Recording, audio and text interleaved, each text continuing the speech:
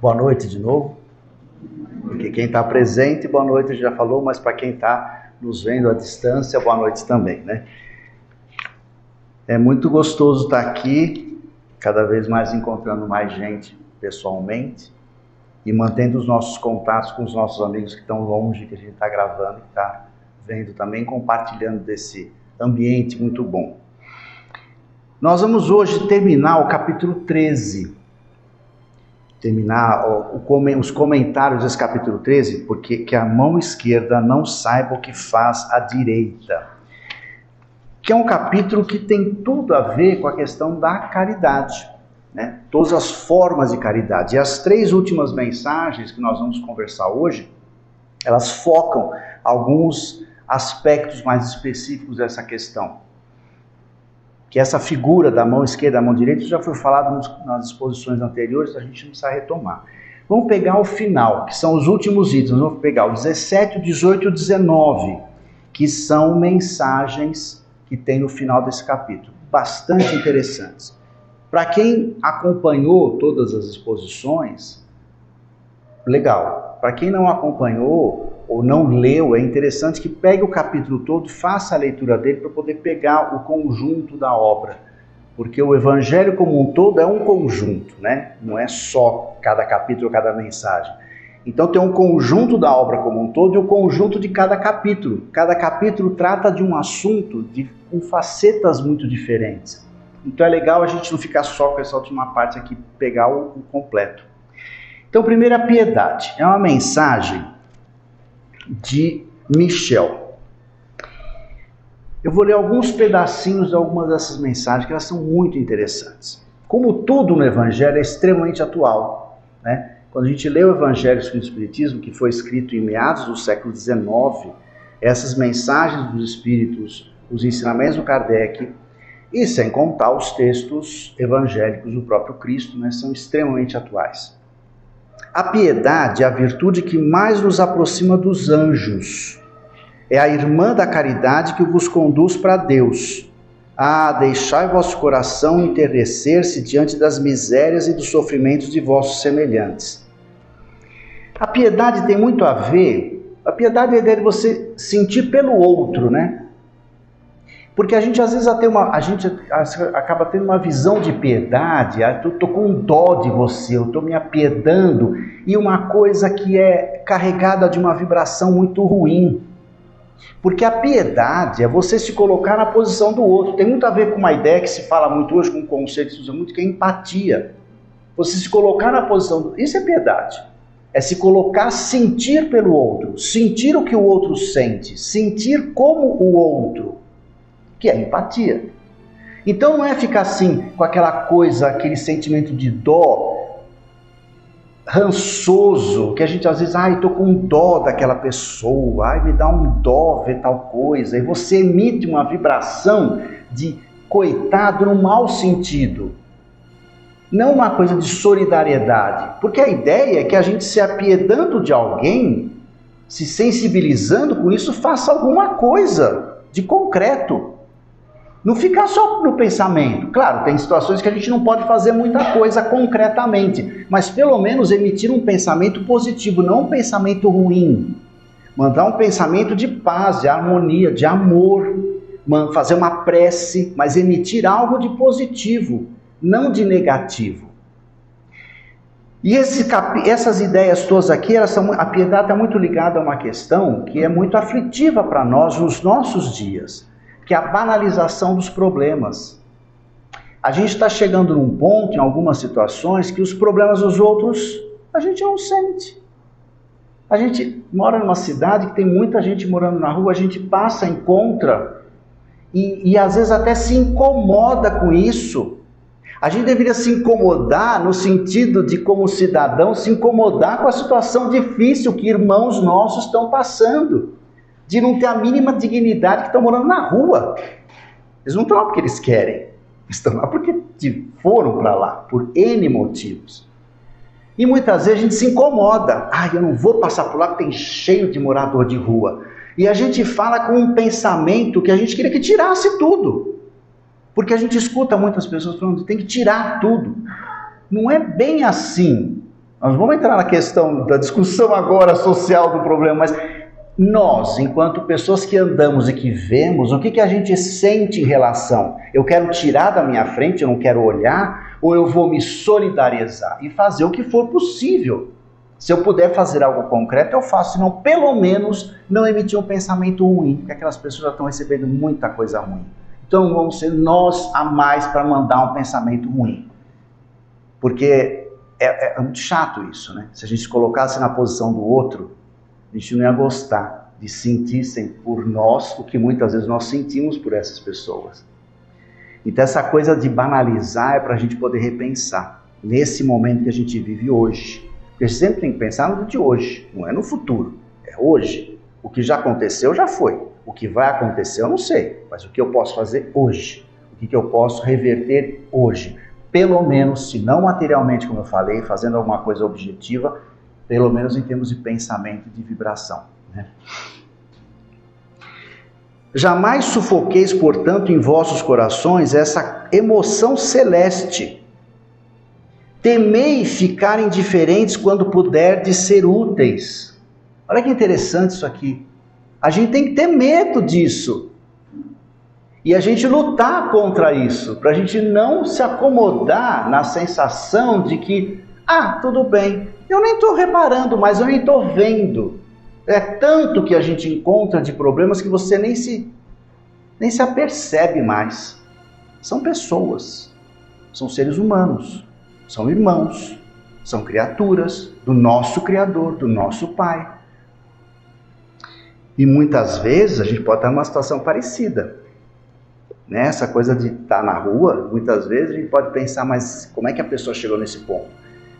Não é tão difícil a gente imaginar.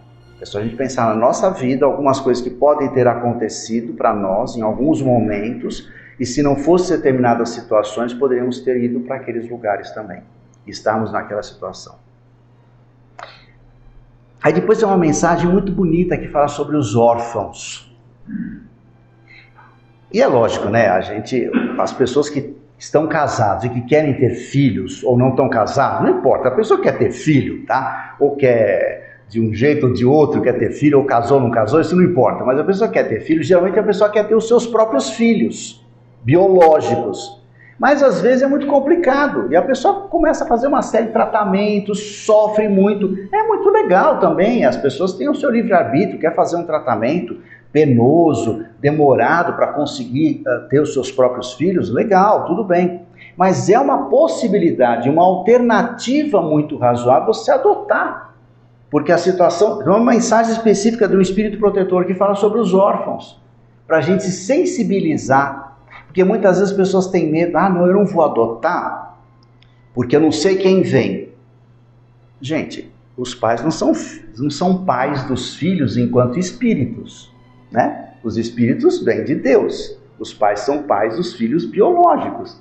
Então não existe aquela coisa de controle de qualidade. O filho gerado pelo casal, você tem um controle de qualidade, você exatamente o que vai ser. Não, porque a gente conhece vários casos, né? Eu conheço, vocês devem conhecer também, filhos biológicos, uma série de problemas de não se entrosar com a família, e filhos adotados, filhos adotivos, que têm um envolvimento familiar maravilhoso, que se dão super bem, que estão preparados, parece não, né? Aquilo já veio do passado, as ligações. Então não devemos ter medo disso, da adoção, porque, o que vai acontecer? Você não sabe, até porque os planos da espiritualidade maior, os planos de Deus, nós não sabemos exatamente. Quem garante aquele órfãozinho já não estava preparado, planejando que ele estaria chegando na sua casa, de um jeito ou de outro, né? Então olha que bonito aqui, ó. Lembrai-vos também de que, frequentemente, a criança que agora socorreis vos foi cara numa encarnação anterior. Então isso pode acontecer. Porque a gente sabe que as relações de amizade, de amor, elas se amplificam, né? Com o desencarne nós não perdemos os vínculos, eles se fortalecem. E a gente vai reencarnando nos mesmos grupos, a gente vai ampliando esses laços, mas nós vamos conhecendo pessoas novas, nós vamos reencontrando espíritos que tivemos contato em outras encarnações e que a gente está reencontrando agora nesse momento. Então esses laços eles vão se ampliando, independente do papel. Não tem aquela coisa de às vezes você ter uma afinidade tão grande com um amigo, com um conhecido, que você conheceu recentemente, e estabelece um vínculo super profundo. Por que não pode acontecer isso com a criança que você vai adotar? Ou não precisa ser uma criança, porque em termos de adoção você pode adotar um maiorzinho, né? Todo mundo quer um bebezinho, mas você pode adotar um maiorzinho. Ah, mas ele já está grande, ele já vem com um monte de problemas. E nós não temos problema, né? Nós também temos os nossos problemas, né? Então, é que a gente não está na idade de ser adotado mais, nós já passamos da idade de ser adotado. Mas nós também temos problemas. A gente às vezes fala dos outros, mas o que vai acontecer? Vai acontecer o que tem que acontecer, né? E a gente tem coisa que está no departamento do Criador. É com Deus isso. A gente faz a nossa parte. Aquilo que está na nossa governabilidade do que fazer. Aí tem umas perguntas, no final tem uma mensagem de um guia protetor e tem uma mensagem do São Luís. Muito interessante, aí tem uma pergunta. Que pensar das pessoas que, sofrendo ingratidão por benefícios prestados, não querem mais fazer o bem com medo de encontrar ingratos? É interessante isso, né? Porque essa pergunta que o Kardec coloca o livro dos Espíritos, então, que são perguntas e respostas, são umas perguntas ótimas. Ele pergunta, aí o Espírito responde, ele pergunta de novo, ele reforça a pergunta, elas são muito interessantes. Essa pergunta aqui é uma coisa que acontece, as pessoas que ajudam, que fazem coisas boas para o próximo, depois não querem fazer mais, com medo da ingratidão. Que pensar disso? Aí a resposta que o guia protetor fala: essas pessoas têm mais egoísmo do que caridade, porque fazer o bem somente para receber provas de reconhecimento é deixar de lado o desinteresse. E o único bem agradável a Deus é o desinteressado. Ou seja, fazer o bem. Mas eu ajudei tanto aquela pessoa, ela nem para me falar um obrigado. A gente às vezes faz isso, né? Nem um obrigado ela me falou. Não me comentou nada. Mas a gente fez para receber o obrigado? Quando a gente faz e a pessoa agradece, muito que bem. Se a pessoa não agradecer, muito que bem. Você fez por quê? A gente tem que repensar. Por que eu faço as coisas? Por que eu ajudo? Por que eu colaborei com alguém? Foi pensando na volta, no retorno, na gratidão dela? Ou pelo prazer que eu tive de ser útil? O prazer de ser útil é que nos deveria mobilizar para fazermos as coisas. Tá bem com a gente. Eu tenho uma coisa que eu posso resolver, eu vou resolver. Isso é muito prazeroso para mim. Essa é a ideia. Então essa questão de pensar com o que você vai ter de retorno, aí volta aquela passagem do óvulo da viúva. Ela fez sem esperar nada em troca. Aquela outra mensagem que tem, aquele trecho do Evangelho que fala sobre convidar os pobres estropiados, que essa passagem a gente fala assim, isso aqui Jesus ele quis usar uma figura muito forte, como convidar os pobres estropiados. Eu acho uma figura super apropriada, porque quando você vai fazer uma festa, e você convida, principalmente casamento, né? Você convida um monte de gente, tá esperando, né, ganhar um presentinho, né? Uma coisinha assim, né? Claro que não são vocês, nem nós pensamos, mas as pessoas às vezes pensam em ganhar alguma coisa, né? E fica incomodado quando vem aquele presentinho meio simplinho, né? Meio sem graça. Nossa, mas aquela pessoa te deu isso, mas aquela outra vai te dar uma coisa muito legal. A gente espera muito isso. Quando Jesus fala convidar os pobres estropiados, é oferecer algo para alguém não esperando nada em troca. A ideia é essa mesmo, que a gente faça sem esperar ao retorno, sem esperar a retribuição. Fazer, como eu falei, pelo prazer de se fazer, pelo prazer de ser útil. Então a ideia é a gente colaborar, continuar colaborando. Se eu fiz o bem e eu não tive gratidão, não tive nenhum muito obrigado, eu posso continuar fazendo. Por quê? Aí eu tenho que repensar, pegar um espelho e me olhar, bom, por que você fez isso? Eu fiz isso para ajudar, porque eu queria ajudar, queria ter o prazer de ajudar. Então tá bom, vamos continuar fazendo, porque isso é muito legal. E a gente cria um ambiente muito bom à nossa volta, e isso é muito saudável para nós e para as pessoas que estão com a gente. E para concluir, tem uma última pergunta aqui que é no item 20. Esse aqui eu até vou ler, porque é uma pergunta super interessante, e a resposta de São Luís, legal. A beneficência é bem compreendida quando se limita ao círculo de pessoas da mesma opinião, da mesma crença ou do mesmo partido? Olha a resposta de São Luís, aqui eu vou ler inteira, porque ela é curta, mas vale a pena. Olha que interessante, ele está perguntando se fazer coisas, ajudar, colaborar com o próximo, com as pessoas do mesmo grupo, se isso é bem compreendido. Qual é a resposta? Começa com não. Não diz mais ou menos, aproximadamente, pode ser, depende do caso. Não. Olha as perguntas. A beneficência é bem compreendida quando se limita ao círculo de pessoas da mesma opinião, da mesma crença ou do mesmo partido? Resposta: não. Não é. Porque isso é muito fácil. Ajudar quem está por perto, quem compartilha das suas ideias. A gente, às vezes, até aí fica complicado, né? Às vezes, até no grupo onde você compartilha as mesmas ideias, a gente tem umas divergências e a gente já não gosta, né? Quantas vezes a gente não vai mais num determinado lugar porque tive uma divergência com uma pessoa? Ah, eu não vou voltar mais lá. Eu não me dei bem com aquela pessoa, ela falou uma coisa que eu não gostei, não volto mais. A gente tem essa coisa de criança mimada muito forte, ainda que a gente tinha que começar a se libertar disso, né? Porque a gente já não é mais criancinha. Ainda acho que nos achamos mimados, mas criancinha a gente não é mais. Espiritualmente não somos muito adultos, mas não, pois é sobretudo o espírito de seita e de partido que deve ser abolido. Porque todos os homens são irmãos. Isso é tão óbvio e a gente esquece com uma facilidade incrível. Deus é nosso Pai. Se Deus é nosso Pai, é Pai de todos, é Pai de todos nós aqui, de todas as outras pessoas. Dos palmeirenses, dos corintianos, dos são paulinos, dos católicos, dos protestantes, dos espíritos budistas, dos partidos XYZ, de todos. Deus é Pai de todos, sem exceção. Deus não olha feio, porque não tem olho, ele não é humano. Ele, você, não sei, não. Não tem isso. Nós temos isso. Deus não. O verdadeiro cristão vê irmãos em todos seus semelhantes. E para socorrer o necessitado, não procura saber a sua crença, a sua opinião, seja qual for. Eu não saber o que você pensa para eu te ajudar. Eu te ajudo. E se eu não souber o que você pensa, não tem importância. E se eu souber depois o que você pensa e eu não gostei do que você pensa, problema meu. Não é problema seu, né? Ah, mas eu não gostei do que você falou. Tá bom, então esquece ou engole. Né? É que a gente tem que esclarecer tudo, tem que tirar limpo, né? Tem que resolver as coisas, né? Seguiria aí no preceito de Jesus Cristo que manda amar até mesmo os inimigos, se repelisse um infeliz por ter crença diferente da sua? Que o socorra, pois sem lhe interpelar a consciência, mesmo porque, se for um inimigo da religião, será esse o meio de fazer que ele a ame, repelindo-o só faria que a odiasse. Essas respostas, essa frase, essas ideias, é um manual de como lidar com o preconceito. Porque a gente tem muito isso, né? A gente tem uns preconceitos.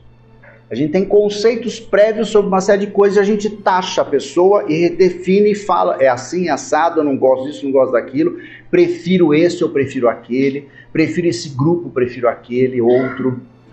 Ah não, eu só gosto de ter amizade com espíritas. Por quê? Será que no meio espírita todos são espíritos de luz? Eu acredito que não. Tá? Eu, pelo menos, sou espírita e não sou espírito de luz. Tá? Há uma lamparina que às vezes ela está mais fraca, às vezes um pouco mais forte, às vezes quase apagada, às vezes ela até dá uma melhorada, mas a luz aqui está longe. Pelo menos de mim eu posso falar. Cada um pode falar de vocês. Eu sei que vocês são espíritos de luz, todos. Tá? Então vocês vão me perdoar nesses comentários que eu fiz. Mas na realidade, a questão de você pensar no outro e julgar previamente está muito ligado a isso aqui.